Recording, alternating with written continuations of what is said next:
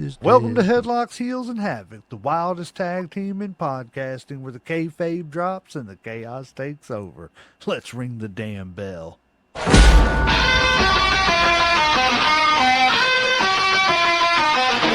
Headlock fight, heels on the prowl, dropping elbows, hearing ground, feel the foul. No script here, just real, no bluff. Kayfabe crack, now the dirt gets rough. Headlocks, heels, havoc in the zone, stepping in the ring, chaos at your home. No filters, no mask, just raw pants on. Wrestling unscripted, we on the throne. Title bells, mic checks, crowd going crazy. Drop truth bombs, leaving lines feeling hazy. Beyond the kayfabe, past the charade, where legends are born and stories get made. Headlock, stop it, who's hitting the mat? Welcome to the Havoc where the real talk's at. Tune in, step through, leave the fake at the door. Headlocks, heels, havoc, now hear the roar.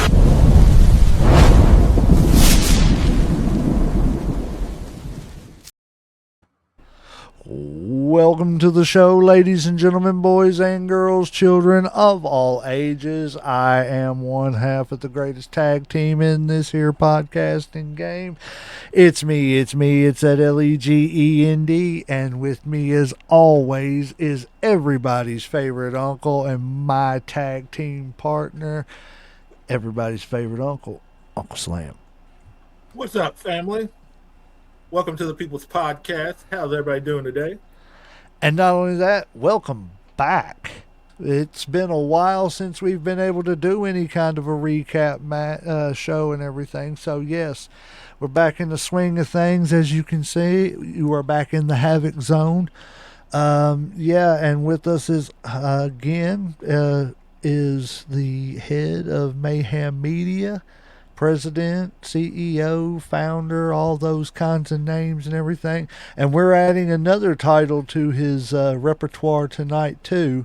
So this is what I was telling you about there, JD, was we got a new name for you, or a new title for you, and it is officially, JD is the Headlocks, Heels, and Havoc official AEW correspondent. Excellent. I love that. I love that. We need a correspondent for it. He keeps up with it more than we do. So see, boom. Yeah, works I love out perfectly. I'll make a new logo for when I don't have my camera on. There you go. He's well. So everybody, welcome the newest correspondent to Headlocks, Heels, and Havoc for the AEW. The head of Mayhem Media, president and founder, JD, the bad guy. Absolutely. Hey, yo, and absolutely. Yeah, that's great. I will definitely wear that. I'll wear that title with honor. And Uncle Slam, I hate to be this guy, but Uncle Slam, we were just talking before the show started, and you sounded fine. Now I think your audio is coming from your webcam mic, buddy. Is it? Yeah, I think so. Hold on, let me go adjust. Because I didn't change anything. Let's see. I figured you'd want to know, but just when you were talking, the closer you get to the mic doesn't really seem to affect your volume, which tells me that it's likely coming from your webcam. Let's see. Well, while he is dealing with that. Shout out to Andrew Paletto because he's usually the audio guy. He always uses his ears obviously better, and he's always the one that picks up on that first. So shout out to Andrew Paletto. Popcorn and Whiskey. Yes, Popcorn and Whiskey. Go watch it. Usually on Friday or Saturday nights, mostly Saturdays. A buddy of ours, he just gets on, talks about topics and stuff and everything, drinks a little whiskey, eats a little popcorn. So go check him out.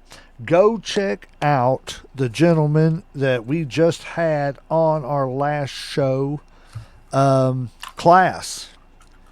Christopher Landon. Oh, Lord, I'm terrible.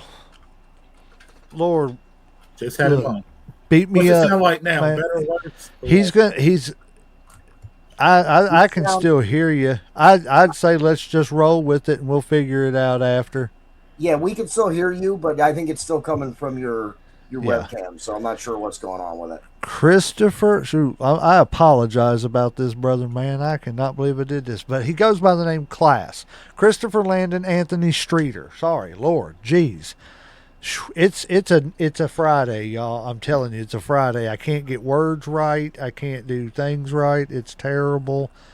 It's borderline Charles Barkley terrible. But we're not going to go there. Is this better or worse now? We hear you just fine. Um, Okay. Well, we'll figure it But out. Like I said, I yeah, know I we'll can yeah, figure I it mean, out. check. But yeah, we can we hear got a you, but few. I don't think it's your mic still. I'm really not sure why. I would, if I was looking over your shoulder, I could probably diagnose it in 2 minutes for you, but I'm not standing over your shoulder. I ain't got too many stories. We'll figure it out later. But yeah, we're going to get into a couple of stories here tonight. I ain't got too much because, like I said, we haven't been able to keep up with much wrestling. Doing the world title tournament, it's been awesome. Yeah. JD, of course, was part of that, along with others that joined in. We appreciate everybody who came. I cannot sit here and name you all, but if you haven't seen the results, we came to the conclusion that Ric Flair is the greatest heavyweight champion of all time. And since we're here and just to start the show off, I'd like to hear y'all's opinions. What do y'all think? Do y'all think that's agreeable? We'll start with you, Uncle Slam. Um, I don't have a problem with it. I think you could make arguments for other people also, but given his history, like given longevity, given title reigns, um, I don't have an issue with it. Like I said, I mean, I think Ric Flair still, he's a he's a pop icon. You know, what I'm saying, kind of like Hogan. I mean, he's got the belts to prove it. He's wrestled all over the world. You know, he's wrestled through territories. He's been through Japan. He's been all over. Um, it's really hard to make a case against him not being the greatest or whatever. So, yeah, I don't have a problem with that. Like I said, not at all. Okay. I mean, okay. JD. Woo! If there was any doubt that the limousine riding, woo, jet flying, kiss stealing, wheeling dealing, son of a gun was going to end up at the end of that tournament, of course it was going to be Ric Flair. Of course it was going to be Ric Flair. Who else could it be? Like I said, I think it came down, like I said, in your in that episode, guys. I think you guys, your whole format and the guests that you had on allowed you to get enough of a variety where you kind of got all the arguments. And I think there were likely people. I know that my pick was swayed like more than once or twice by arguments that were made. So I think you got a good group of people who were willing to talk about it, not necessarily just had their minds made up, unless it was me about Hogan. So I think it ended up exactly the way it should have. I think you guys put on an amazing tournament and an amazing string of shows. And with the guests that you got, I think it added legitimacy to what you guys were doing. I think Ric Flair and Hogan, it coming down to, and that's the other thing. Who were the other two guys? It was MJF and AJ Hogan, Styles, right? Yeah.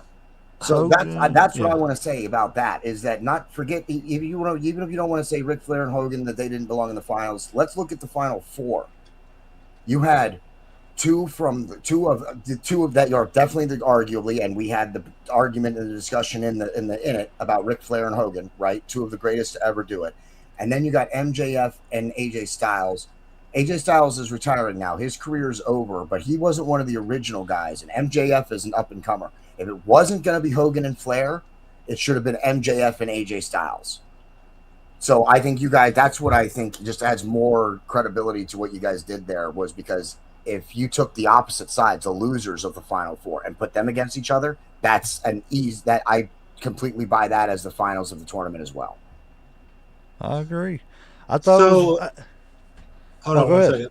second. So, like, if we didn't have Hogan, I mean, not Hogan win, but Ric Flair win, who do you think would have won? Like, who would have been in his place as the greatest? You mean on the other side of the bracket, or who would I wanted to see it go? Just against? in general, for both of y'all, just in general, like if you could, change everything up, like who do you put? Like, say we take Ric Flair out of the whole tournament. I think if Flair's not in it, okay, this is the way I look at it. Great question. It was kind of like in the 80s, the WWE, and to put it in an analogy between our rivalry, Uncle Slam, um, WWE was the Lakers, NWA was the Celtics. Mhm. Flair was the leader of the Celtics. He was Yeah. Larry Bird. Hulk was Magic. You can't go wrong with either one. And at the end of the day, it was just there's nobody else besides Flair that you can maybe because the argument came down, and I think that was one of the closest ones. I don't have the tally right here in front of me, but one of the closest ones was Hogan and Austin. I think the only other person, the only three people who can be considered the greatest of all time, and I hate to say this, the only other name that I think you could put on that Mount Rushmore, it's just his time was so short, is The Rock, just because of his impact. You would put John Cena on that list? Yeah, he's Given the definitely longevity. Cena. Well, Cena's, but he's not like when you're talking about like a the greatest of all time. I guess Cena can talked about that In now. no Now that he's particular about order, retired. Cena in no particular order, Cena would be top. He would round out the top five. Okay, that's fair. It would be Hogan, Austin, Flair, Cena, Rock. In no particular order. You see what I'm saying? So, I mean, any one of those five that ends up there, I don't think it matters. I think Like that it's a legitimate argument all the way around. I have a good answer for you, Uncle Slam. I would like to say that without Flair, I don't know. Even if you take Flair away as the face of NWA, I think the only other person that would likely be the face or that would have been able to pick up the torch is maybe Sting. And I don't know that if you put Sting and Hogan, that Hogan necessarily or that Sting necessarily wins that in a tournament kind of thing, right? Yeah. So I don't know that there is another person that could beat Flair. Austin, certainly you can make an argument for that. Absolutely, maybe a little bit The Rock. But you know who I would have put there if not Flair? Andre the Giant. Andre was never world champion. Well, I didn't understand that, but I meant in terms of being able to defeat Hogan in a tournament style. I think Andre's likely the only other person you would be able to argue against Hogan. But I don't even think Sting would. I'll be honest with you. I don't think Sting would. As much as I love Sting, I can't, and I hate to say that, I don't know that I would put Sting in the top 15 greatest of all time heavyweight champions. Well, you're insane. So I mean, your viewers. But he's not. It's cool. I mean, there's so many people I could put ahead of him. There really is, and I don't mean that as an insult. There's so many people that I love. I love Sting. Sting was the reason I started watching NWA/WCW right when it was doing that switch off. But I don't know. I don't know, and it's a thing we'll never actually know. You know what I'm saying? No, but it's just one of those things that, right? And I just don't know if he would have had nor wanted. I feel like Sting wanted to be more of one of the boys than he wanted to be the boy, like Hogan did, like Flair did.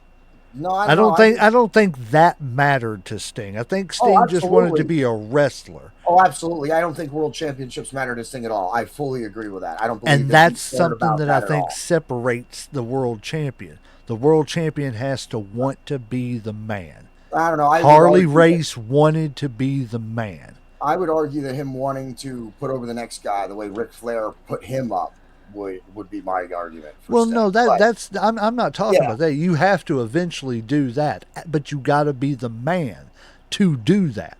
Yeah, and you have to want to be the man. If you don't want to be, look at Barry Windham. I think Barry Windham could have been top 20 all-time greatest wrestler and multiple-time world champion. But the stories of Barry Windham was, as long as he had a couple $1,000s in his pocket and a pretty lady and a decent car and a drink, He was happy. He didn't care about being world champion. Yeah. I think you have to have that drive to be considered, because Barry Windham is a world champion. But is he the greatest world champion? I don't think so.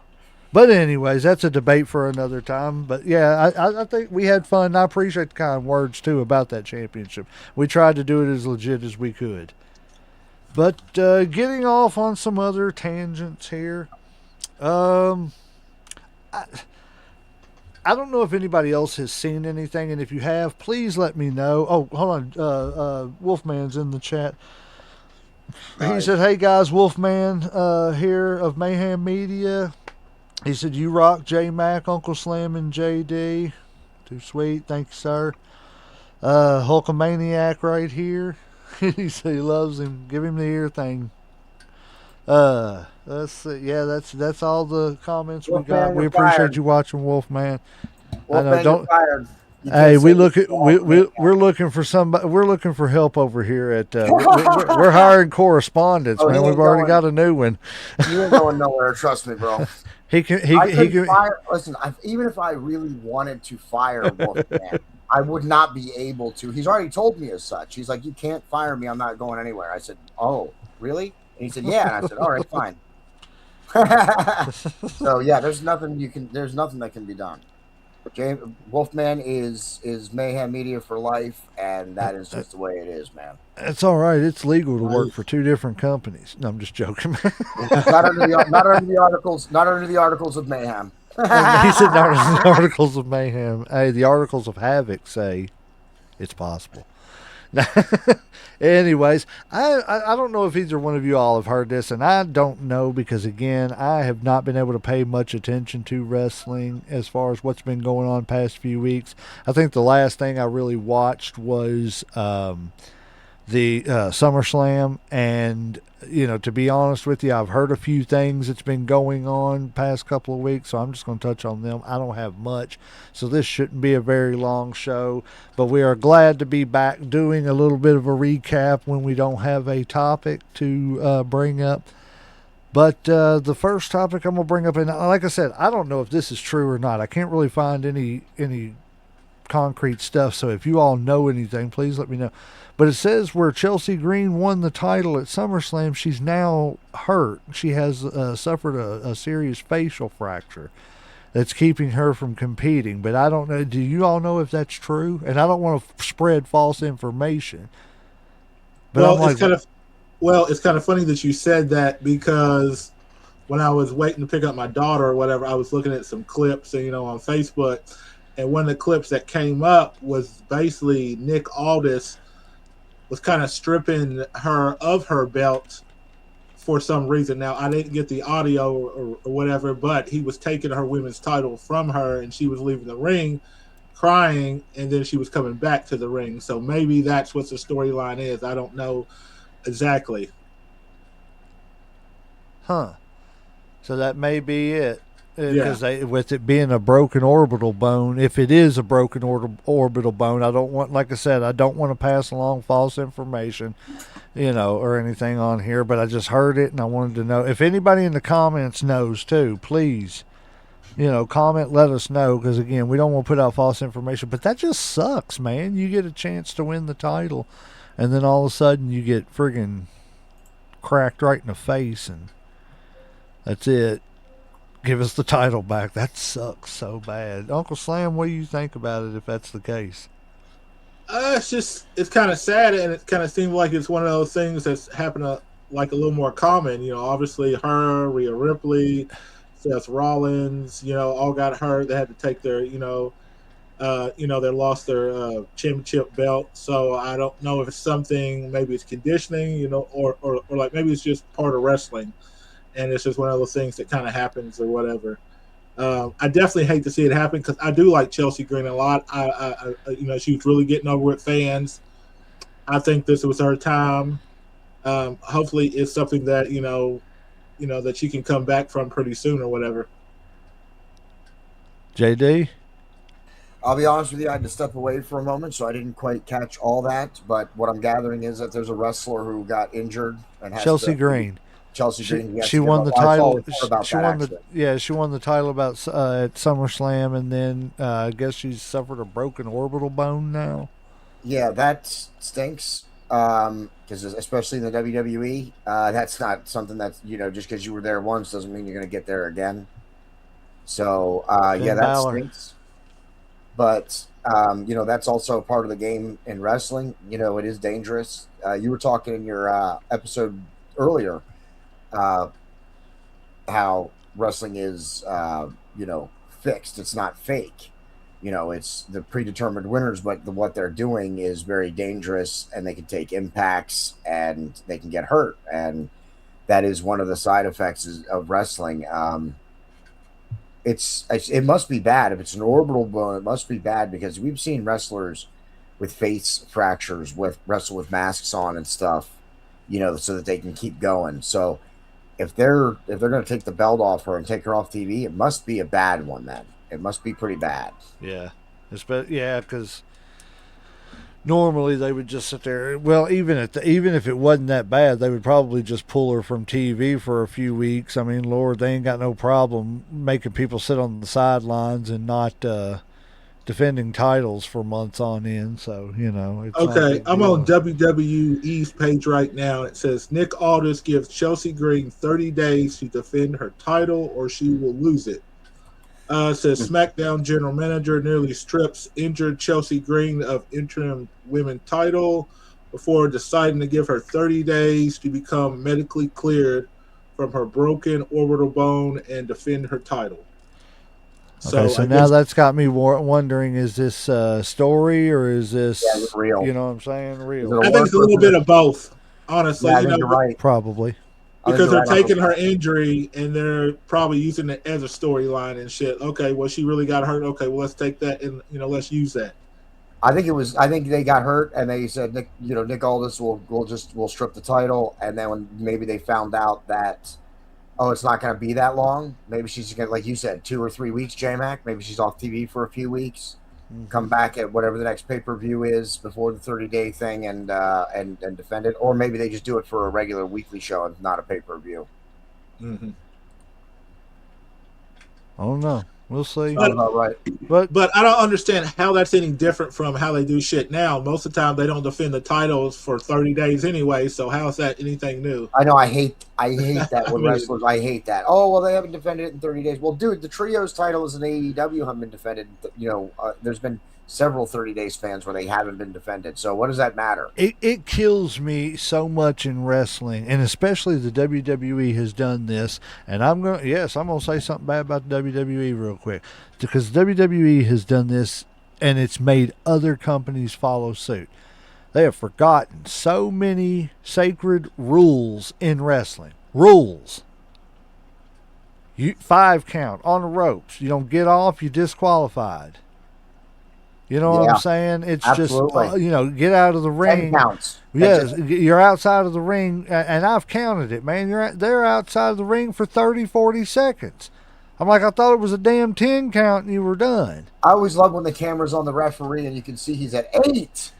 And then all of a sudden something happens. He yells at him, "Hey, no, don't yeah, do yeah, that!" And yeah, then all of a sudden, and then he's 1. And I'm Yep. like, "What? yeah. What? It's just, It's like it's you like, lose focus. Yeah. Did you that's, forget you were at 8? Did you forget what number you were on? Then maybe just call. Then maybe just ring the bell if you forgot." it's something they've got to get back to is that, you can't just pull a 30-day rule up No. out of your ass when you haven't worried about a 30-day rule in 15 years. Yes, you can't disqualify MJF for using the diamond ring after he threw someone into the post. Right. That doesn't make any sense. I just threw you into a steel barricade in an area of the arena we're not really supposed to be in. So if you're not supposed to use if I can't hit you with a chair, what makes it okay to throw your head into Yeah. You know, I can't pick the chair up and hit you in the head, but I can smack your head down on the seat of the chair. Yeah, and then he pulls the diamond ring out, and all of a sudden the referee's like, "No, no, no, no! I'll ring the bell. I'll ring the bell." Where were you, dude? Yeah. Dude just smashed his head off the steps like 5 times in a row. And Now this the is what I'm diamond ring, talking the about. magic diamond ring that MJF has. No, that's too much. That crosses the line. And that's what kills me with all organizations right now. That's why I've been watching like NWA, and I've been watching like stuff AMW and stuff on you know, it's just And I'll say Ring of they Honor. at least try to keep the story coherent and, you know, consistent. That's one It's thing I like and they about follow the rules of wrestling. Sorry, yeah, no, no, they follow the rules of wrestling. Indy follows. yeah. Ring of Honor is also something they stick to the rules and stuff pretty well, and that's what I like them for It because just that's something they always seem to do. it's like you can't keep doing the same. Yeah, you can't make me care about a 30-day rule now when I've been wondering where Roman Reigns is for 6 months with a title. Exactly. It makes Yeah, no sense. But yeah. anyway, you know how it goes. It's professional wrestling. That's why we tell you go support indie wrestling. You know, they're great people, great shows, all kinds A of lot of indie stuff. companies are starting to get savvy finally. Yes. And yeah, So it's you don't have to like. I'm just just saying. do it. Also, if you even if you Just don't have do any it. good local indie wrestling in your area, go search some YouTube for some indie wrestling. All right, You will more and more find something companies. in Yeah, your more and area. Yeah. more companies are using the social media the way they should have been doing for a long time now. Yep. J Mac even said it, referred to me Yep. in the previous episode about it. And I was like, absolutely. These companies, there's no reason. There is no reason. There's no reason not to be putting your stuff on YouTube or anywhere on social media. There's just not a reason. Get Nope. monetized. It's not going to be it's not going to change your life. Facebook monetization is YouTube monetization is not going to change your life likely, but it still is more money you can draw into your company. Why wouldn't you do Yep. that? That's it. But yeah, it's crazy. So next story I got is what does everybody think about the newest Bloodline member, Zilla Fatu, making his official WWE debut at NXT and getting in Tony D'Angelo's face and I knew it wrecking the was. whole ring. Sorry. I knew it was coming. Word about him coming has been circulating for a long time. Yes. It was only a matter of time before it actually happened. So this is not really anything shocking to me, honestly. Like I said, I'm just shocked that it didn't happen sooner, honestly, because I figured it would be probably a couple weeks or a month sooner. So yeah, no surprise there. I agree. JD? I don't really care. I don't care. The bloodline's so screwed up. They messed it up. I don't care. I'm He over said, it. I don't care. It was great for a minute, and now I don't care. Let's see what this kid can do. That's what I say about it. I don't know who he is. I don't care that he's part of the bloodline or whatever. Let's see if he's any good. You know what I think that WWE really missed out on that they're going to try to do here? What? The NWO So, again. no, no, no. When Solo came in, Solo was supposed to be this dominant enforcer that, you know, could just wreck people. Solo cannot cut a freaking promo to save his life, in my opinion. I don't. There's nothing he says that catches my attention. I just don't think he's a good promo, and that's why I think he was great as that enforcer. Look at Jacob Fatu. Jacob Because he Fatu didn't talk. don't. Yeah, Jacob Fatu don't say much, but when he does say something, they give him something good, and he can pull it off. Does that mean that later on he can learn to do a promo? Maybe, I don't know. But Solo was supposed to be what Jacob Fatu was. And now they're even watering down Jacob Fatu. But what it was, I think they missed the train on Jacob Fatu versus Solo in a kind of monster versus monster. These two crazy, bloodline members, family members are going to go at it. You know what I'm saying? In some kind of, what's the match that they do now? The tribal rules. Yeah. Called the Yawn match. Yeah, the yawn match. But yeah, I mean, I think that would have been better and a better story than everything they've done since Roman Reigns lost the title and mid card took over. And they don't do anything with Jay or Jimmy Uso. They do everything with mid card Jay. And I'm sorry. I don't disrespect Jey Uso because he's a great he's a wrestler. He's been on the big stage. I have not. But there's some people who need to know what they tried. And he got a run. They tried. It didn't go nowhere. You got your run. Be happy doing what you're doing and collecting a good paycheck from now on because of the name. But I don't know.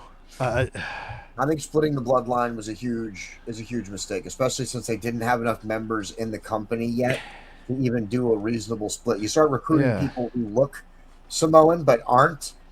That's typical WWE writing, and I don't really like that part. I think they should have kept it a whole unit, dominated.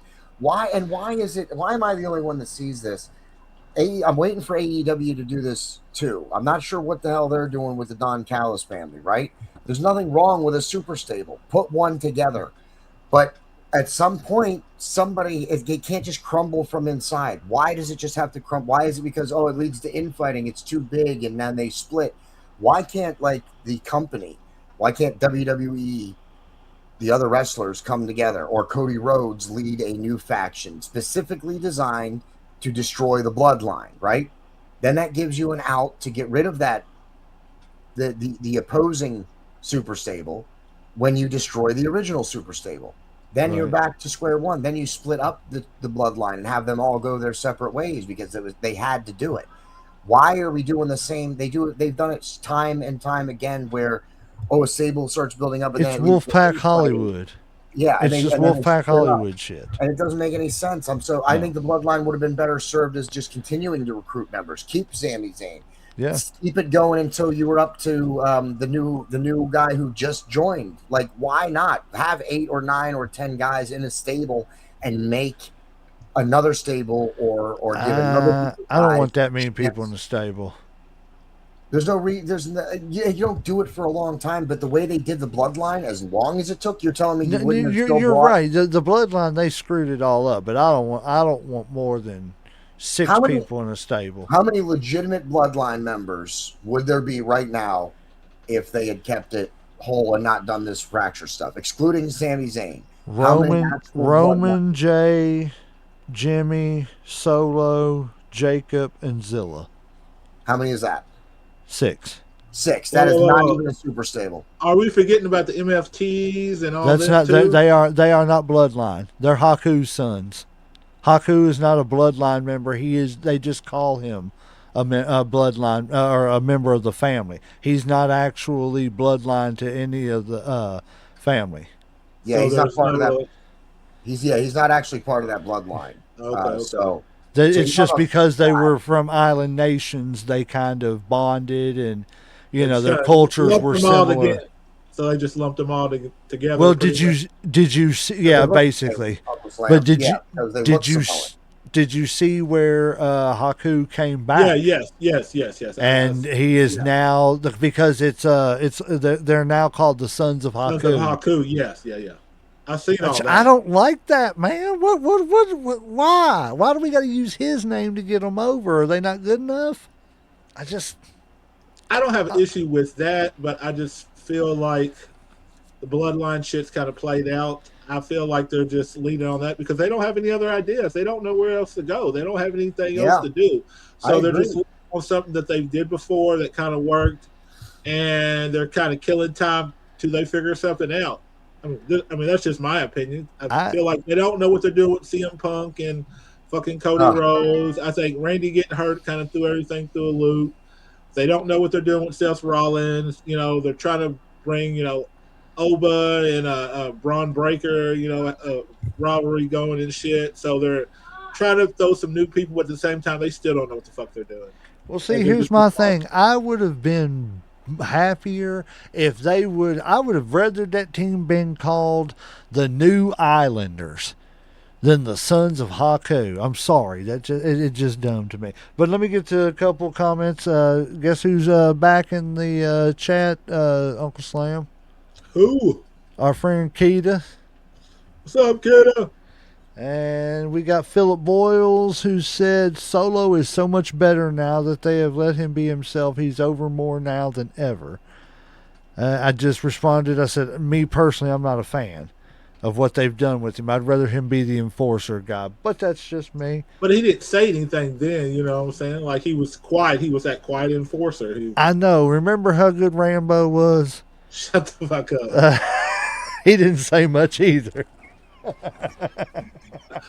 I'm just saying, sometimes we should take hints from other things. So basically, we're saying you don't care about Zilla. I'm excited about Zilla being there because I like Zilla Fatu. I think he's one of the best ones of the group and everything, but they've just a lot sooner and a lot quicker would have been a lot better at the end of the day for that. I mean, that's just my opinion. J Mac, I'll be right back, man. I got to step away for just a moment. Okay, you're fine.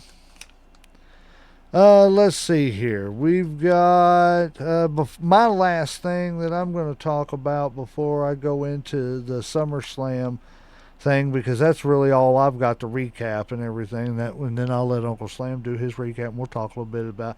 Since we got a little more time, we can talk a little bit, about the stuff that happened at SummerSlam and some of his stuff on his recap. If you got anything, I don't even know, man. Guys, we kind of just threw this recap show together for y'all. I'm just going to be honest. But, so this past week I have seen, and I am not trying to perpetuate anything, I'm just wanting to get an opinion. And again, this is just coming from an outsider looking in. None of us have ever been inside that ring. None of us have ever done anything like that. I mean, I run a podcast. I've helped put a few chairs up, but I don't consider that doing anything. You know what I'm saying? I mean, I just help put a few chairs up. I do weddings and family reunions and shit like that too. It ain't something that I'm trying to do to, get into a fraternity or anything. I just help because I want to help. But there is a big story going around about AJ Styles' son. I think I read something about that. Yeah. Some people are mad that he was at a show and didn't help put chairs up or put the ring up, something to that effect. He didn't help out in some way, shape, or form with the setup of the show. Then people got to arguing about paying dues and things like that. And I've heard all kinds of arguments, both sides. And I'm not going to say anybody's right or wrong, but I will give my opinion, and I'll let you give yours too, Uncle Slam. And when JD gets back, we'll let him give his. But I kind of agree with what Cody said. When he said that the kid paid his dues when his daddy was on the road all the time, making money to keep, help the family. That don't necessarily absolve you of everything, but let's not get into talking about paying dues. Because his dad was on the road, was gone. He gave up his time, to make money for the family. So, one of the arguments was that AJ Styles' son has paid his some dues. You know what I'm saying? And then the other arguments are, of course, that he hasn't paid his dues the way that others have to, and blah, blah, blah. And I'm not trying to dismiss it by saying blah, blah, blah. I'm just saying I don't want to go into a rhetoric. Um, I see both sides. I really do. Because I don't like nepotism. But I also see what Cody Rhodes said. And it seems to me like the overwhelming opinion is that he's paid some dues. How much? I don't know. You know what I'm saying? Again, I've never been in the business. But, a lot of people, a lot of big names, a lot of wrestlers and people in the business say he's paid his dues. And some people are saying it's nepotism. And it probably is a little bit. You know what I'm saying? Life is about who you know. And I hate to say it like that. Now, that doesn't mean you gotta, abuse that. You know what I'm saying? But if you know the right people because you've been a decent person or, you've gained a reputation as somebody that somebody can trust, like, or whatever, why is it so wrong if they help you out? That's a friend helping a friend. You see what It's I'm all saying? it's also true for kids of athletes to get into the same sport, and because usually they're as Yes. good. I mean, I understand you're telling me Ken Griffey Jr. got some form of nepotism, You're right? telling me Howard Griffey Michael Jr. Jordan's son didn't get something on his high school teams and stuff? Yeah, And like I yeah, mean, yeah, when you carry the name of someone great, it's going right. to give you more edges, you know, I than agree. not. So I just, I don't know. Like I said, I've never been in the ring, so I don't want to hammer down on and I'm writing it in stone. This is my opinion. Again, I see what both sides say. I can sway a little bit right now more towards the side of he's paid a little bit of dues by giving up, his time with his dad so that we could enjoy what his dad did. Um, but so I like but I could see where the argument would be made that could sway me the other way too. You see what W I'm saying? It's one of those iffy. It's one of those iffy type things, and I'm just wondering what your all's opinion is about everybody going off on it and everything. JD, go ahead. I'll let you go first, buddy. Thank you. I think WWE wrestlers work a 5 day work week now. Nobody else in the wrestling world can say that they work a 5 day work week and they get guaranteed 2 days off a week. Nowhere in the wrestling world does that happen except WWE. So anybody who in the wrestling world who only has a 5 day work week shouldn't be saying anything to anybody in the indies. Once they get their opportunity, you should shut up and see if they have it. Because you're not taking apart the ring anymore. You tell me Triple H is taking apart the ring? Of course he's not. Neither is Undertaker nor Obafemi. Well, and that's what they're None of saying, those though. They've paid their dues, though. have they. I mean, yeah, once you're a world champion Who's the multiple new guy? times and you've Who's the new made guy that you guys just said was signed? Uh, Zilla Fatu, yeah, Fatu. yeah, He's paid his dues. How old is he? yeah, he's been on the Indies for years. yeah, Has he? yeah. Yeah. He has. Okay. Zilla Fatu's a beast. Yeah. Okay. Well, I didn't. I'm not familiar with Zilla Fatu. I'm just Yeah, saying and the when cool when you thing get is he's only 26 years old. yeah, I'm saying if people should shut up and let him see what he does with the opportunity. I'm so tired of it. Oh, this person shouldn't have gotten that opportunity. There's 100 million reasons that someone who's in a position to give someone an opportunity will give this person and not that person an opportunity. It's up to the decision maker. He's got the opportunity, so see what he does with it now. That's I think is what my opinion is. Let's see what he does with it. I don't care if it's nepotism that he got the shot. Let's see if he's worthy of that shot. I mean, I agree with that. But, I mean, at the end of the day, we're talking about setting up some chairs. You know what I'm saying? So, I mean, is it the end of the world? I don't know. But, anyways, Uncle Slam, go ahead. Um, I see what you're talking about when it comes to this, but at the same time, I feel like I'm more on the side of I feel like it's kind of disrespectful.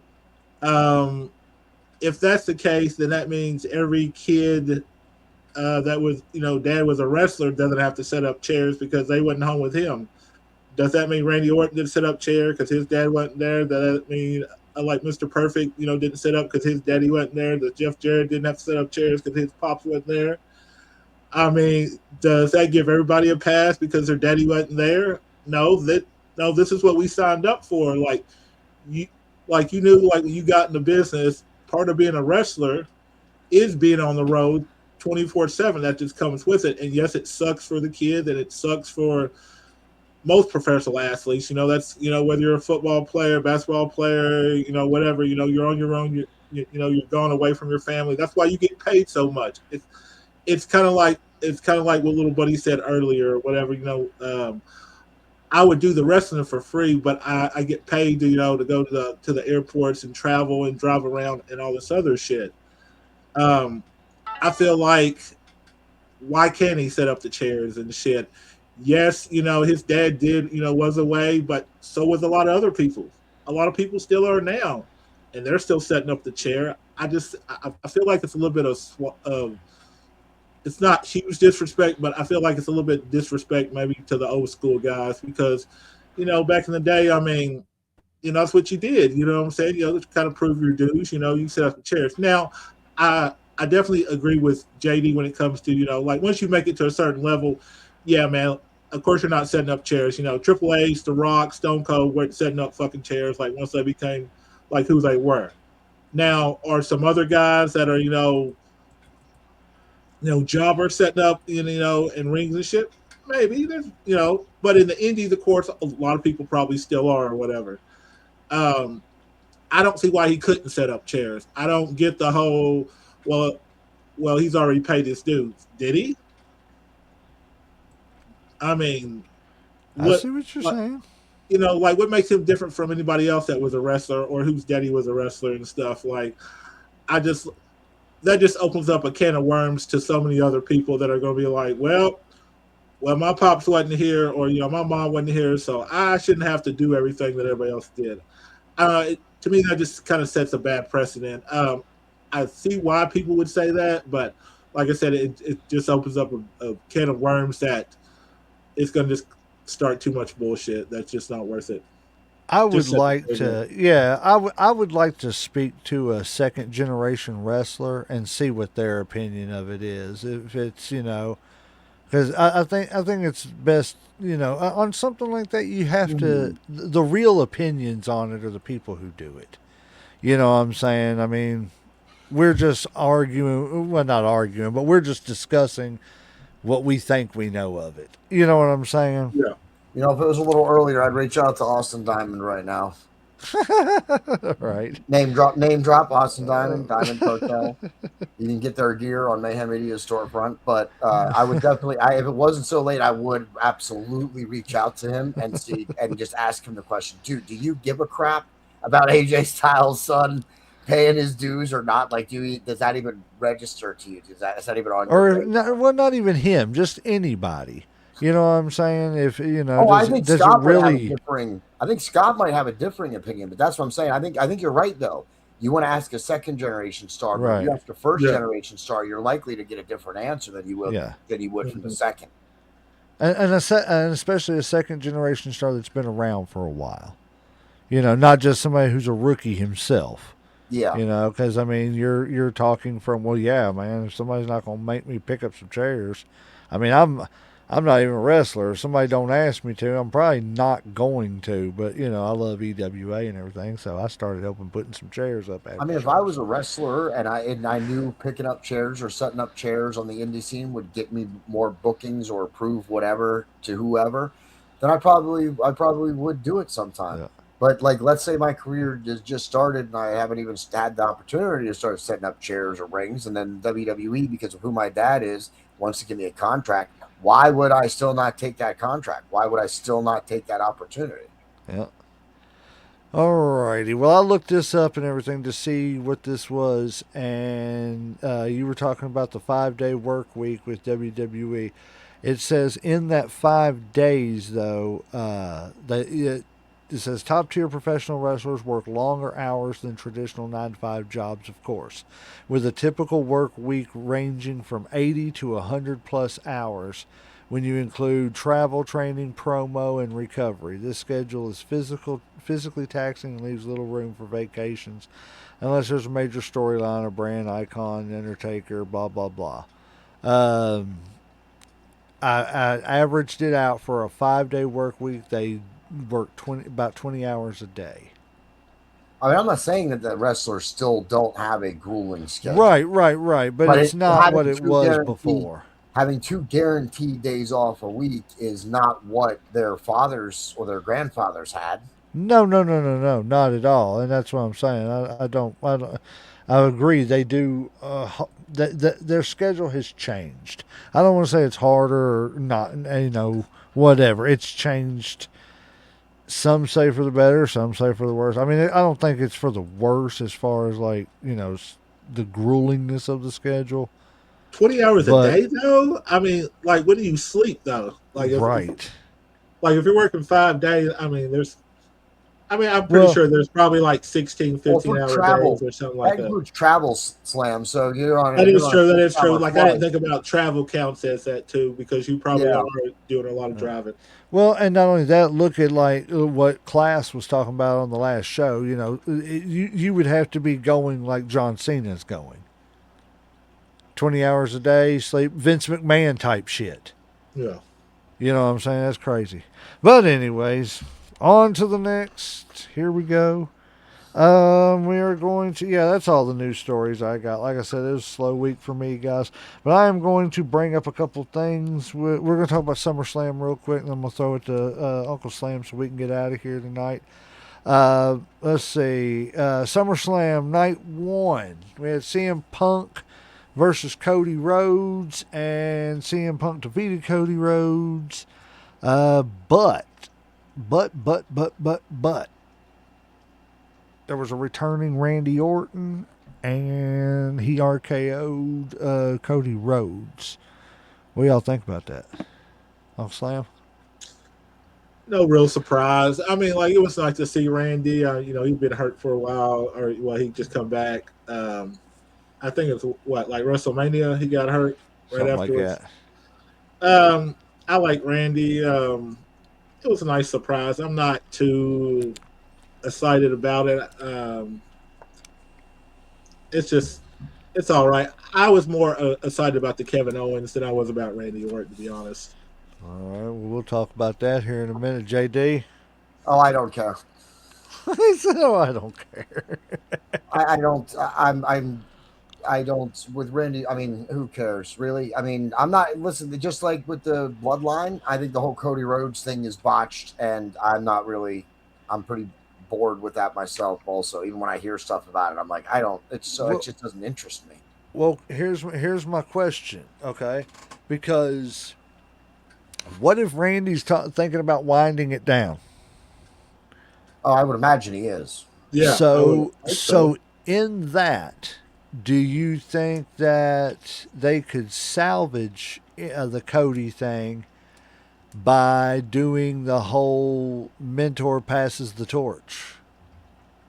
I think Randy Orton. You're right. In that context, I think Randy Orton and Cody Rhodes could have an amazing program. Yes, I think those two could put on an amazing program together. But that's what I'm saying. Does it have to be Cody, or does it have to be Randy leaving to make it and actually retiring to make it that, or does it fall short if it's just mentor versus student?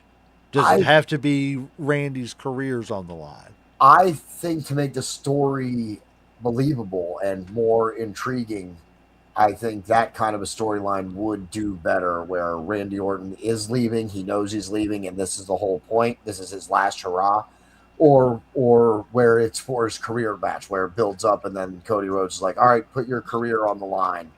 I think that would be the way that if you want a good program, which is not something WWE puts on a whole lot of, in my opinion, I think that it would have to be like Randy Orton's last hurrah. We have to be moving into Randy Orton's last hurrah. Okay, Uncle Slam, what do you think about that?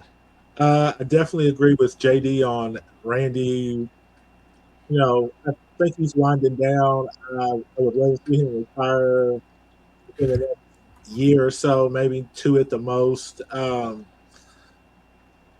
Passing the torch would be okay, but I don't know. Like I said, I mean, they got to do something else with him. Like I'm kind of like JD. I really don't care too much. I kind of like when he became the old Randy for the WrestleMania, but since he got injured, I just don't give a shit. I guess out of sight, like out of mind, pretty much.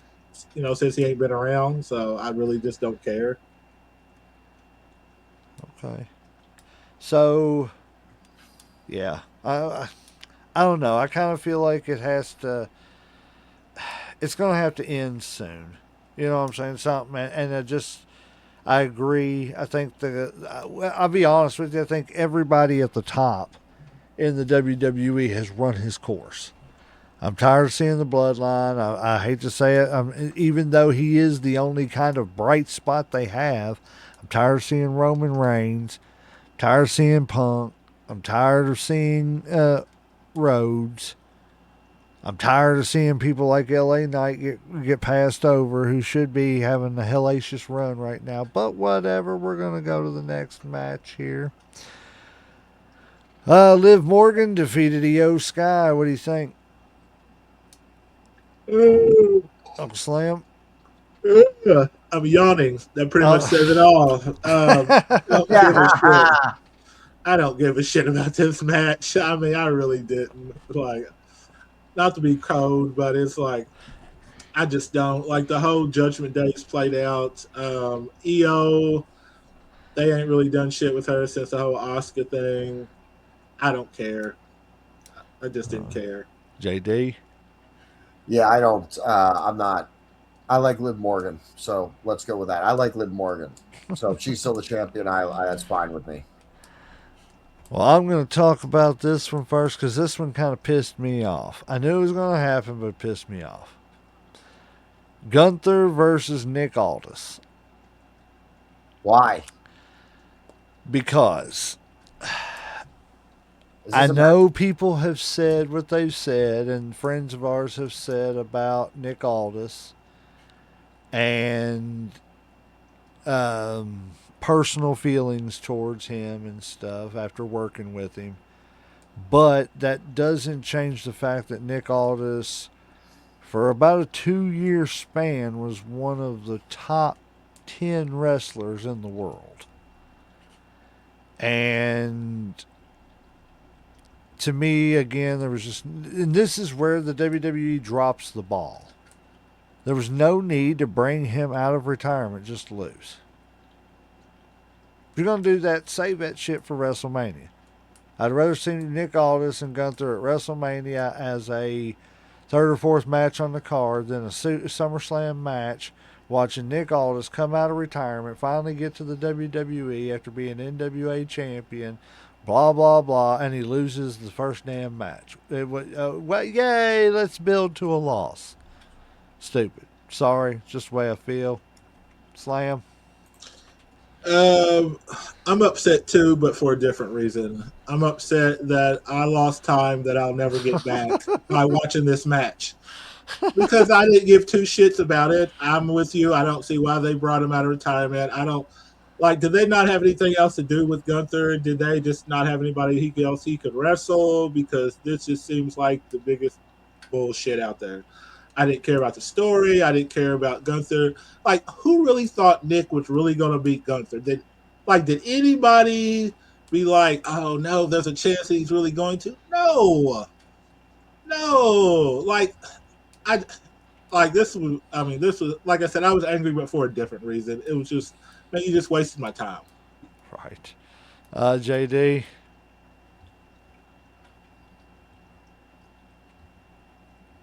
Is he there? Oh no.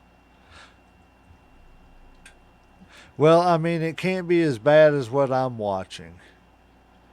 I don't know.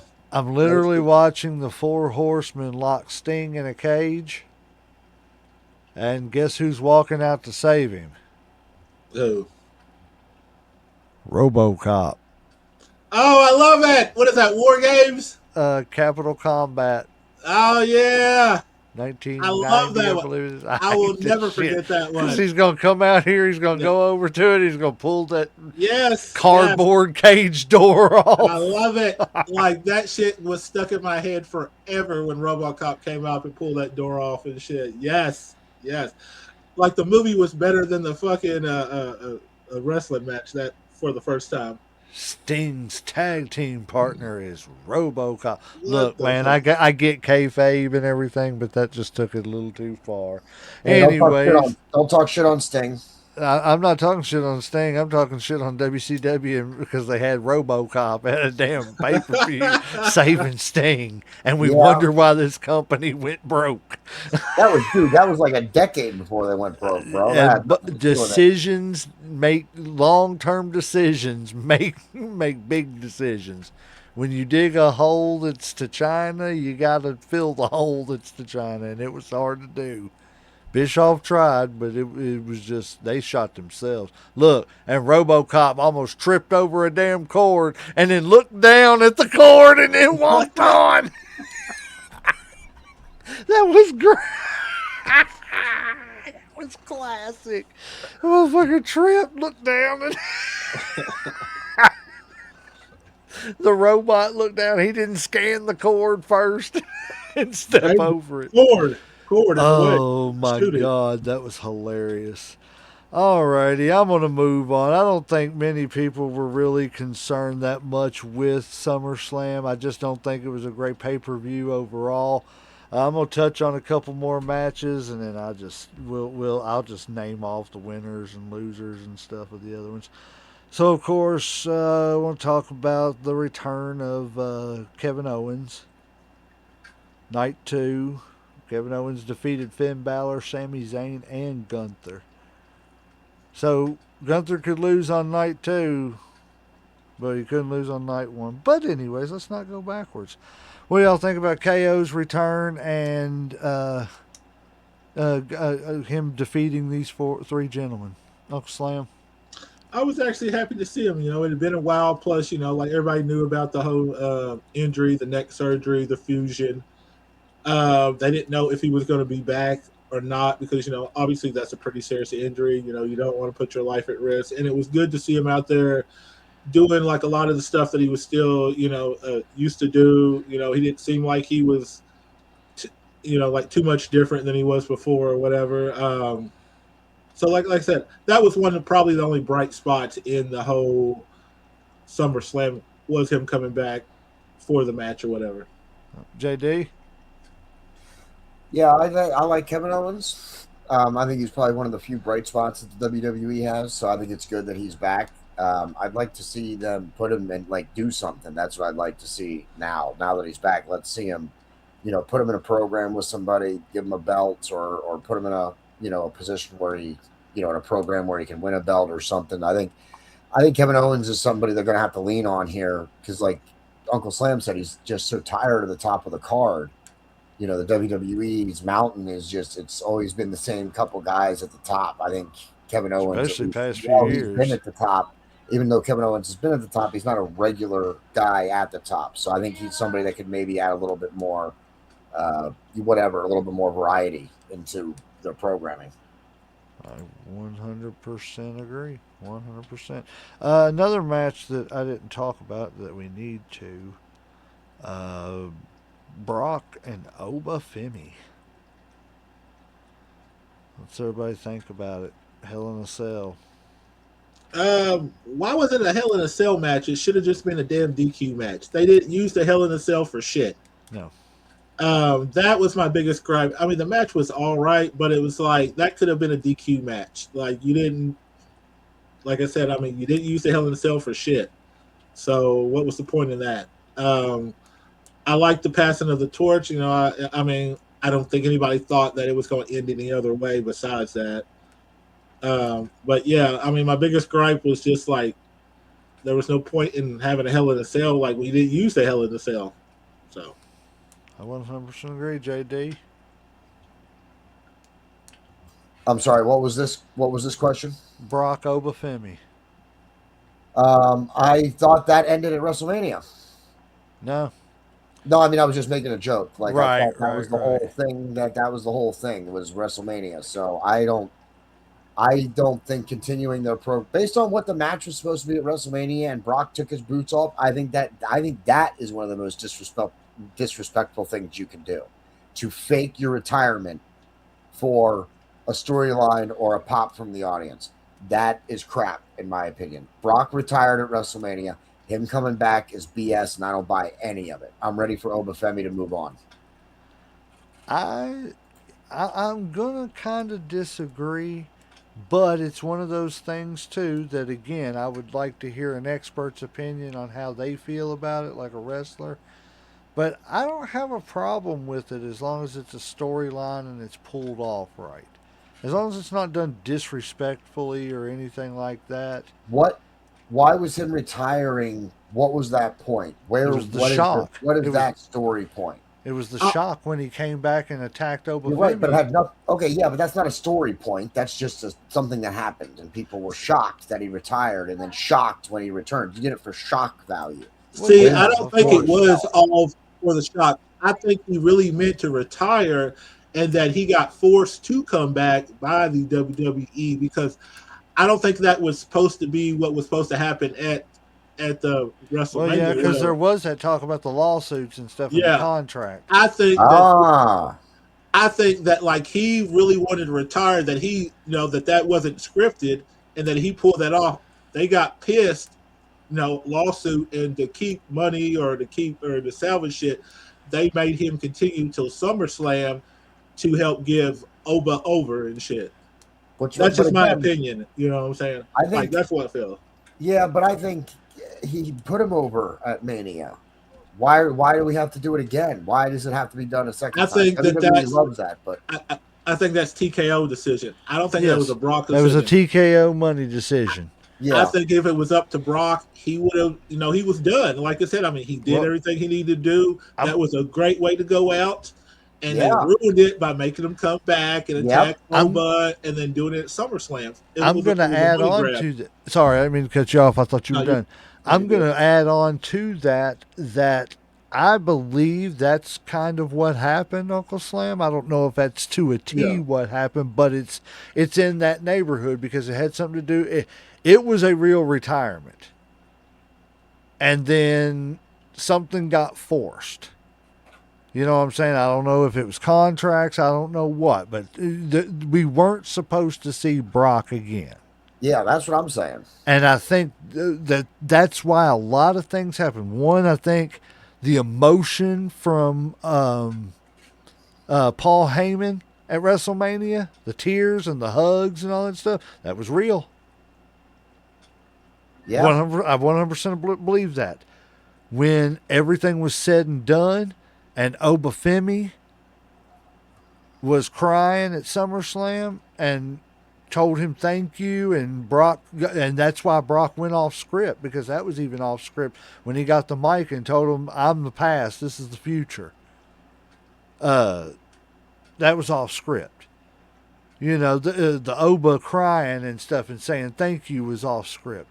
I think all that was a result of it's supposed to be this. Because of legal issues, it got forced into this. And it was just genuine respect by both men, because Oba realized, okay, he really doesn't want to do this, but he's not going to bullshit around. He's just going to do it for me. You know what I'm saying? To get me over. And then at the end of the day, he put him over even on the mic. You see what I'm saying? I think all that was a yeah. result of the fact that that shit got forced, and Brock said, okay, y'all want to do this? Y'all want to play this way? Then y'all over here playing with Roman Reigns and all them. I'm putting the stamp on Oba. Now watch everything change. Brock's guy is the one that's doing it now, not your guy, not your toy champions. And I don't mean that in a bad way. I'm saying that's what the statement he was trying to make. Yeah, TKO still making business decisions. They haven't learned their lesson yet. Well, then we found out that they're using AI Oh to write my stories. goodness. Are Yeah. you lying to me? Please Nope. say no. No, God Oh look it damn my up. it. Triple goodness. H is pissed off about it. Oh my goodness. Yep. It's terrible. Sorry, guys. I dropped the lid to my soda. But Oh yeah, that's man. stupid. It's completely stupid. But yeah, as Oh, but anyways, happy retirement to Brock Lesnar. Appreciate everything you've done. you burned it One of the twice now? best, huh? Said you burned it twice now, Brock? Yep. Yeah. I mean, you've one of the greatest combat sports athletes of all time, hands Hold on. down. I got a quick question that somebody Yeah. asked me just the other day. They were like, and I'm going to ask y'all this. Do you think Brock Lesnar will go down as one of the greatest technical wrestlers? I don't know because he didn't need it in the ring. He was a power guy. So while he had that wrestling background, we didn't get to see it very often. See, Um, I said the same thing, but the only time was maybe with Kurt Angle or yeah, whatever. that's exactly what I was just about to say. I was like, Yeah, maybe with Kurt Angle, when he wrestles Kurt Angle, because Kurt Angle has the chops to be able to take a bigger guy. So Brock yeah. likely actually had to wrestle him a little bit. But he's a power guy. That's what they built him as. He's not while he had that background, and I think that helped him. I think the background in wrestling made him a better power guy, but we just didn't see that very often from him. So I Yes, don't know yeah. about the greatest technical See, wrestlers of that's all exact. Well, I see, swear that's exactly what I said, JD. Exact, almost word from word. Legend, go time. ahead. well, We're on see the same here. page a lot, Uncle Slam. Here's what I was gonna say is like it depends on which Brock you're talking about. Now, are we talking? And we're only speaking WWE, right? We're not talking Yeah, about UFC or yeah. college or anything like that. Okay, so with just WWE, it depends on which Brock you're talking about Are because you the talking about Brock, post the surgery or talking no, about no, after surgery? the Brock that first debuted was not the same Brock that's been around for the last 10 years or so years when he came back from football and UFC and all that stuff. The Brock after he came back from all that stuff was a 5-10 minute match person. I'm going to do one move 50 times and just blow you away and, boom, you're done. I'm going to annihilate you. The Brock before, the one that came up from Ohio Valley, he's the one that was wrestling. Go watch his matches. He was dominating like he is now because he's just always been able to do that. But he was wrestling. You know what I'm saying? Go back and watch him and I know what you're Cena. saying, but like when I think of Brock Lesnar, I don't think of technical wrestler. I know he has it in him because obviously he was an NCAA champ and stuff, but I see him as a power guy. Like when I think Yeah, of technical, I think of Bret Hart, I think of Dean Malenko, I think of Mr. Perfect, people like that. I don't think of Brock Lesnar. I don't even really think of Kurt Angle as a technical wrestler. Oh I mean, God, yeah. like like I know he can be, but Kurt was just so much more. You know what I'm saying? And I feel like I said, like and this is my opinion. I see Brock as a power guy. Like I see him as like a Hogan. I feel as somebody that he just had brute strength and he would just beat you with that. Could he do yeah, I mean, like, did he suplex? Yeah, but he's also going to bench press you. You know, he's not going to do a bunch of takedowns, arm drags, like there's not going to be a bunch of chain wrestling and stuff like that, that type of shit. That's not who he Okay. was. Yeah, you're right. That's not who he was. But I'm gonna have a hot take right here. You said you don't see Kurt, and but you said Kurt was so much more than just a technical wrestler. I feel like he was and Right? stuff. No, no, I Yeah, agree. I yeah, agree. yeah. Because he could adapt to any style. Yes, yes. He That's could go in 100%. there. But his background was technical Yes, wrestling. yes, yes. Um, I consider Kurt Angle probably one of the top 10, and not getting into a debate of where he is or anything like that, just my opinion. I consider Kurt Angle one of the top 10 greatest wrestlers of all time. I would I without I don't have a problem thinking. with that.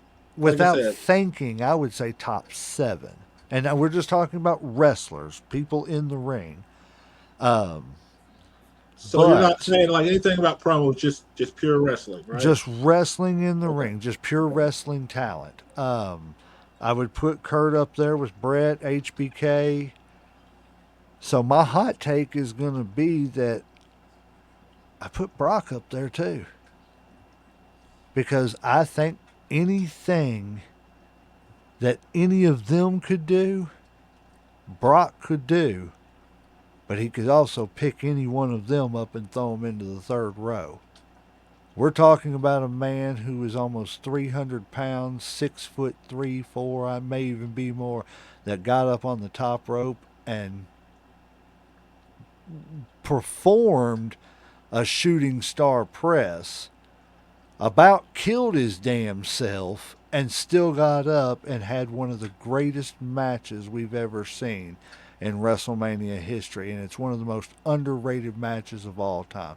And I think Brock Lesnar is part of that fraternity now. Now, I'm not saying top 10, but I think Brock is definitely probably now top 15 all time. All right. Well, here's my hot take. I would put, and this is just technical wrestlers. I would put a Chris Benoit over a Brock Lesnar Oh, and saying wow. he's a better technical wrestler just in the ring because I've seen more technical wrestling from Chris Benoit than I have from Brock Lesnar. Not saying once again that he can't do it or that he hasn't done it. It's just most of his work is power. It's not technical wrestling. Go watch him and Shelton Benjamin in OVW. Yeah, that's what I'm saying. But in WWE, like when you Right, think of right, his right. matches, besides just a Kurt Angle or a Shelton Benjamin, when he did all these other matches, was he technical? No, it was. I got more. I'm stronger and I'm bigger than you. I can pound you, But beat you up, that type of shit. He didn't have a whole bunch. Like I would go 95% is power and 5% is technical wrestling but as but far as his matches. but okay, now he didn't do it, but he could do it. But Yes, in yes, one saying hundred that, percent. but Kind of in like sa- Hogan. Just yes, like Hogan could wrestle, he could wrestle if he wanted to, but that's not what they asked him to do in the WWE. And I feel like almost same thing with Brock. They didn't ask him to be a technical wrestler. right, They wanted him to be that monster. They wanted him to be that beast. They wanted him to be that strong guy. So that's what he was. Could he right. adapt to other styles? Yes. But that's not what he really did a whole bunch. He was, I'm this big, strong, and big, strong guy, and you can't beat me. Okay, but by the same standard we just put on Kurt Angle, he could adapt to any style, is what we said. Yes. So could Brock. He So could. doesn't that put him in the argument? No, because when I look at Kurt Angle's style, I don't see. Yes, he is a technical wrestler, but I see him as just a mix of pretty much everything. Just because Kurt was so good at doing everything. Not saying Brock's not good at doing a lot of shit, but I feel like Kurt was almost like a Swiss Army knife. He was that whatever you needed him to be, he could be, and he was good at it and shit. Not saying Brock wasn't, but I feel like he was just a little bit better than Brock. Um, but I still don't. I I could put Kurt Angle in the technical category. I wouldn't put him high. Like even though he probably is a better technical wrestler than probably any of the guys that I'm going to name, as far as like a Bret Hart or Chris Benoit or a Dean Malenko, he just didn't have to do as much of that. Like that wasn't what got him famous and shit. Just being just being the Olympic, wrestler, I think put him over more than like anything else and shit. I don't know. I just don't see Brock and Kurt as the same. I feel like kind of like I said, I feel like Kurt is more of a Swiss Army knife and Brock's more of the power guy. But I see why you would say that though. I just don't agree. Word. JD, you want to chime in on this any? No, I think you guys got that pretty good there. I think, and I would agree with Uncle Slam though, but I understand your point, J Mac. I think he's got to go in there. I just think he's got to be in the argument. But yeah, well, that's all I've got as far as the SummerSlam stuff. I'm gonna read off my little NWA, TNA, and AEW results, and we will, and of course, with our new AEW correspondent here, if he wants to chime in on some AEW stuff, he can. And we are going to get out of here, guys. Didn't mean to keep you this late. We didn't know but the conversation was good. We had better conversation than I thought we were going to have, especially for a show that was really just kind of thrown together with a couple of topics. Shows that we can talk about two topics and talk for a while. That's what happens when you get three people who know how to talk together. Yes, yes, yes, yes. Alrighty, we are going to start out with the NWA results from this past week. The NWA New Mexico DCCW territory trials. No, we don't want that.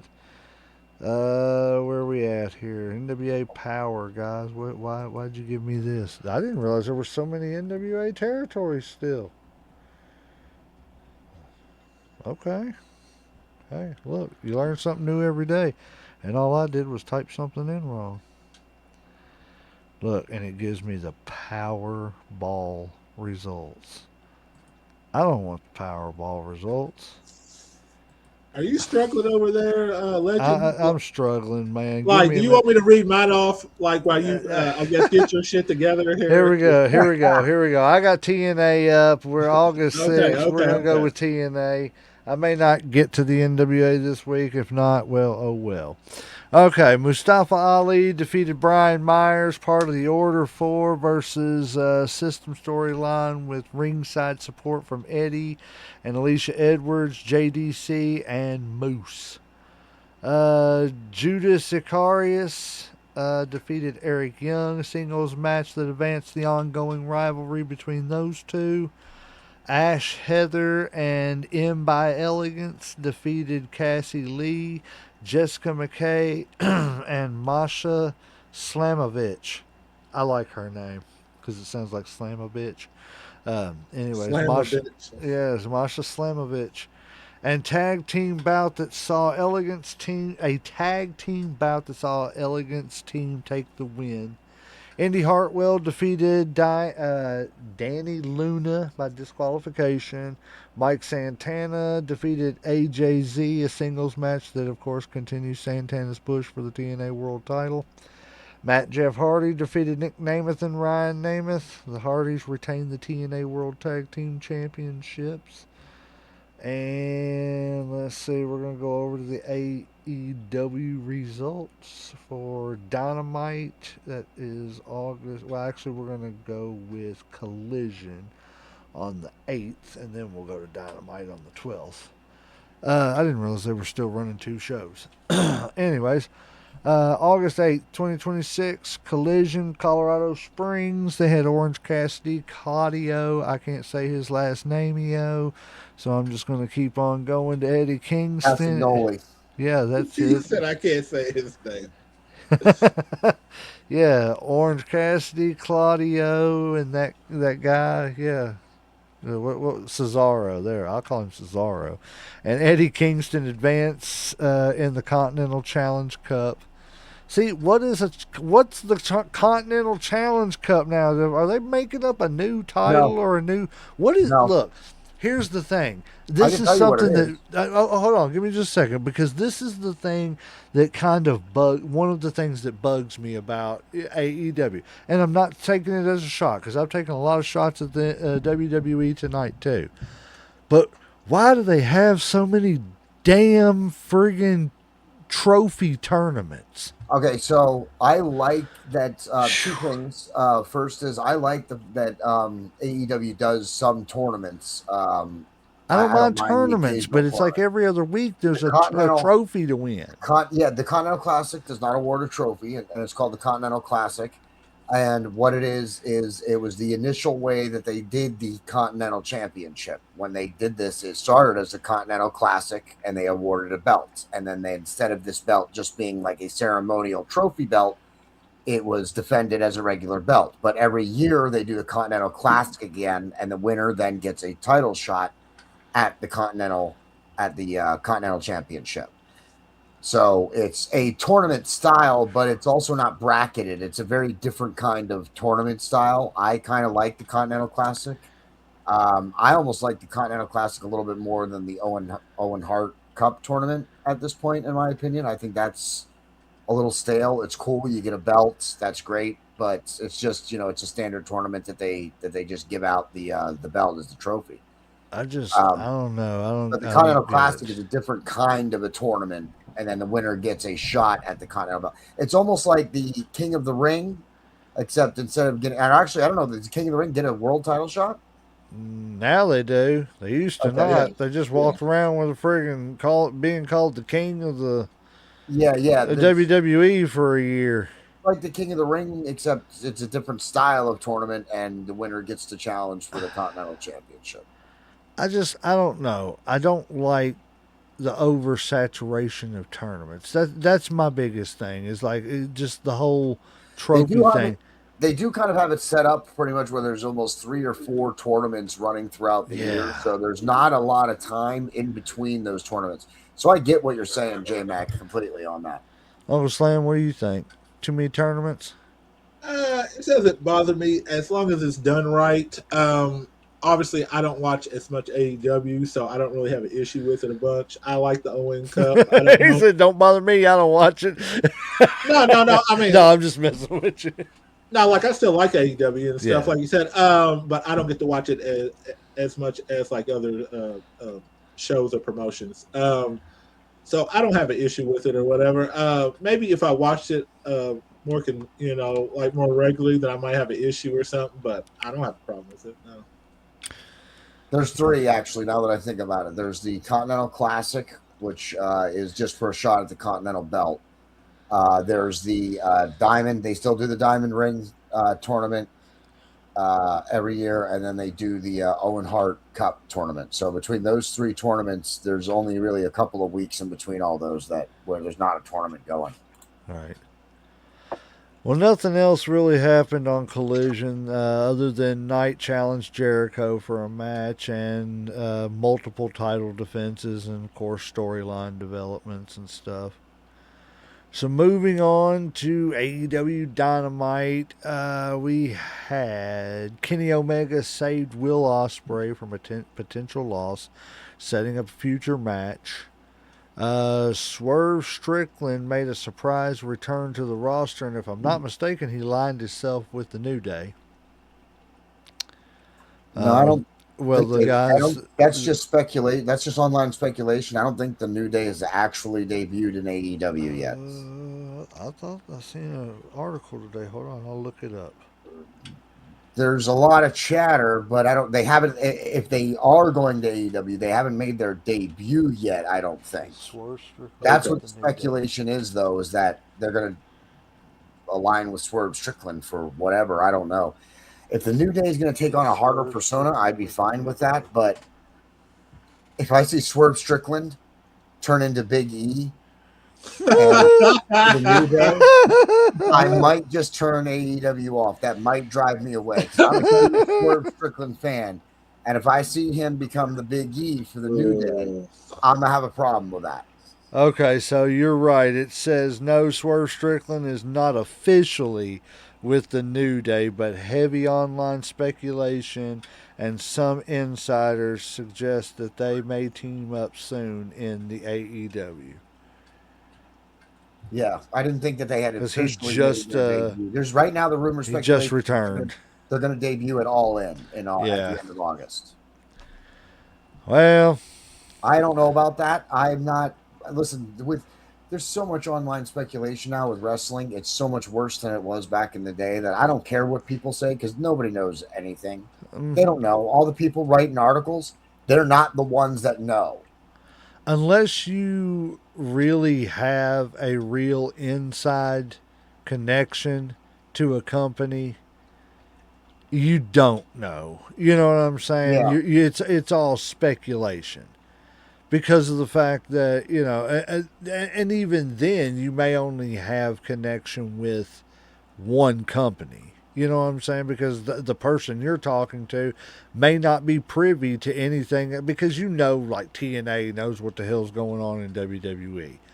They know what wrestlers are coming up, leaving. They know which My guys are pissed off and don't want to be there, and vice versa. They're still monitoring each company, and because of being it's still being a fraternity, they know, who's pissed off. My buddy's over there at TNA, or, my buddy's over at AEW and they ain't using him. He's happy. He's not happy, or WWE's not doing this dude right. So he's wanting to check out and go over here. You know what I'm saying? They keep their nose down to stuff that's going on like that. So it's like, I don't know, man. Unless you really know, you don't know Tony because Khan's not one to shy away from just doing those announcements where he when he picks up new guys. He's one to announce that, hey, this person's on our roster. Now you all guess how we're gonna use them. He's not right. one to be like, hey, I just signed someone new. Can you guess who it is? He likes to do it the other way. He likes to say, hey, we just signed this guy. What do you think he's gonna be doing? Yeah. Uncle Slam, what do you think about Swerve joining New Day possibly? No, that's not what's happening. Stop saying that out loud. He said, "Stop spreading those lies." Yeah, stop. Yeah, stop spreading those lies. I don't want to hear that stuff. You're gonna make me cry myself to sleep tonight. I don't want to hear it. Uh, there's really not much to say, like I said, until we know it's true or not. So, I mean, like if it does happen, it'd be cool. But until then, I mean, I guess I just have to wait and see, kind of take it as that. I got a question for y'all, and it has nothing to do with what we're talking about right now. But you all both watched kind of like the 89 ish to the 90s uh, NWA into WCW time, right? Yeah. When Sting, Yeah, 87 on up and everything. I've seen everything from NWA from 19 or almost everything from 1980 on up. Well, can anybody answer me what in the hell fascination WCW had with scaffolds around the entrance? That was just their look. That's what they I wanted have it to seen. look like. I'm over here watching this. It's that Capital Combat with RoboCop. By the way, that explains a lot. But there's just nothing but scaffolding around the friggin' entrance. It's like That was we're gonna put up the scaffold. We're not even gonna cover it with a cloth. I'm It's pretty sure just you're even watching scaffolding. pre Nitro if I'm not mistaken. Oh God, yeah. This is Saturday night and Sunday night stuff right here. Yeah, Alrighty, guys. I'm trying to see if anything else really happened. MJF won the number 2 spot in the Casino Gauntlet. And then just other matches included C3 Progression and a title defense. So that's it for me. I'm going to shoot it over to Uncle Slam so he can read off his results and everything. And All right, we're I'm going to gonna let keep you this people get short and out of here. sweet. We had Jay Uso defeat Solo for to bring him back in the bloodline. Mid We card. had, we had Penta defeat the Laredo Kid for a World Heavyweight Championship #1 contenders tournament match. Then we had Sol Ruka and Io Sky versus Roxanne Perez and Raquel Rodriguez. And then we had Austin Theory defeat Akawa. Let's see. No, we Liv, nothing really big with her. Let's see. Besides her and Becky Lynch got into it.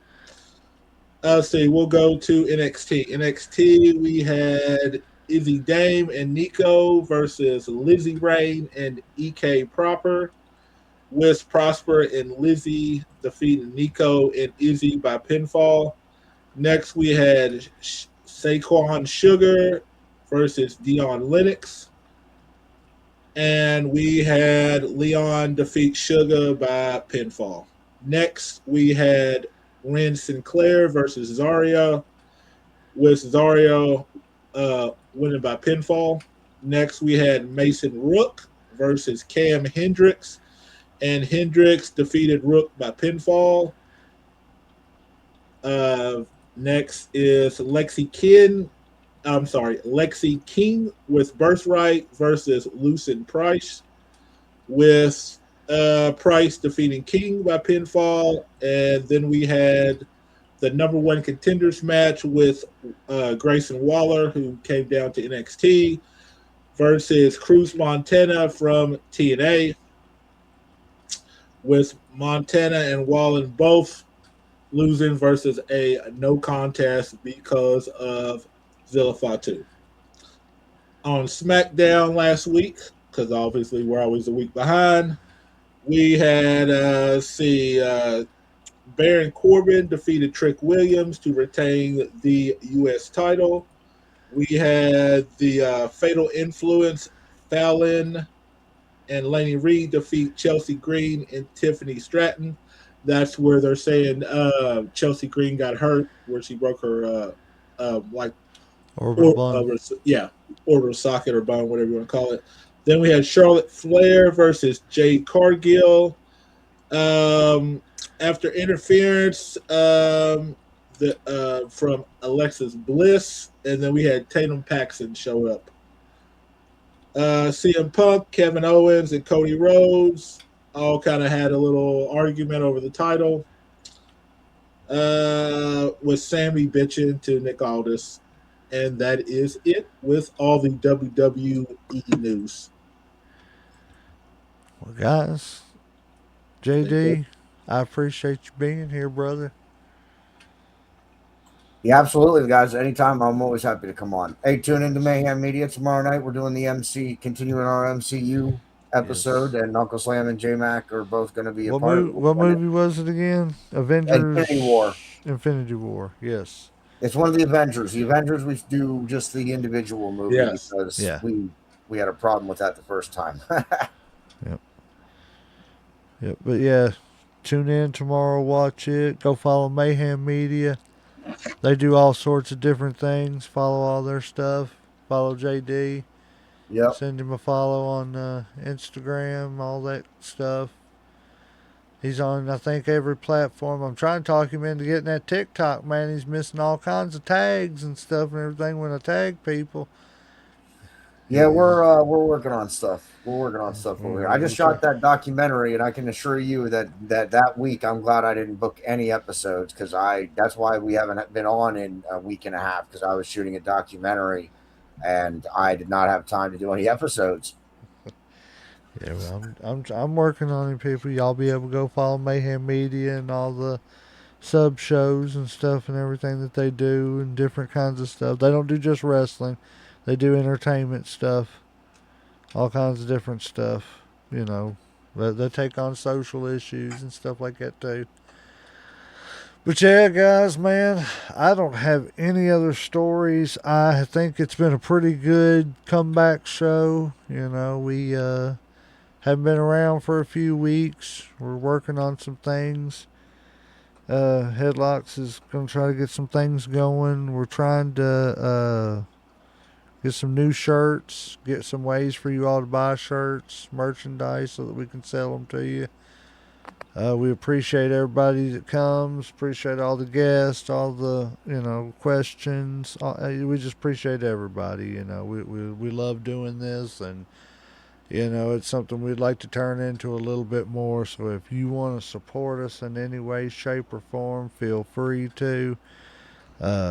We love y'all. We just want to keep doing this for you and be able to bring you more, not more better. I'm from Kentucky. I don't talk like that though. We do want to bring you better content and from more shows and different shows and just show you all what independent wrestling is around Kentucky.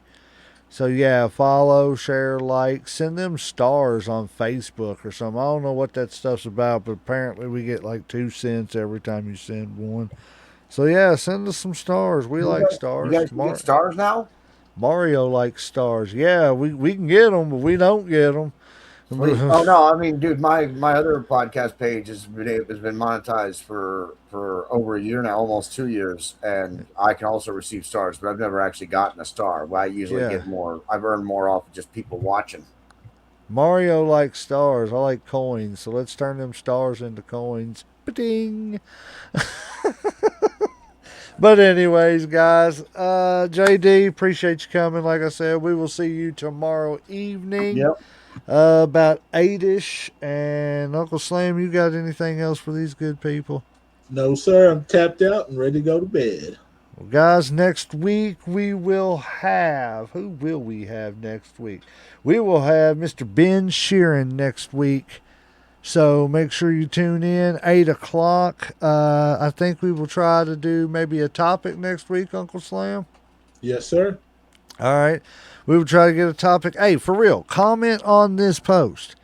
Give us ideas for topics. Wrestling topics, whether it be a person, whether it be an event that happened or something like this. Give us topics to go into so that way we can do shows and everything. We want to do the stuff you all want to see. But yeah, tune in next week. Ben Sheeran from the Ben Sheeran brand, EWA, Elite Wrestling Alliance. Go check out Mayhem Media. Uncle Slam said he's tapped out. Referees hit that 3 count, so we are going to ring that damn bell.